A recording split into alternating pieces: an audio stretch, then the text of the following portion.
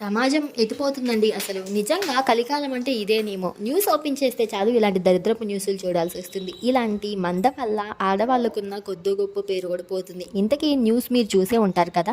ఒక కఠినాత్మురాలు తన కన్న కొడుకుని బస్ స్టాండ్‌లో వదిలేసి ఎళ్ళిపోయిందంట. అది కూడా ఇన్‌స్టాగ్రామ్‌లో పరిచయమైన ఒక వేస్ట్ వెధవ కోసం. ఈ పెంటదాన్ని తిట్టడానికి నాకైతే బూతులు కూడా రావట్లేదు. ఇలాంటి వేస్ట్ దాన్ని తల్లి అనడం కంటే ఒక కసాయి మనిషి అని అంటే బావుంటుంది. ఇంకా దీన్ని జంతువుతో కూడా పోల్చలేము.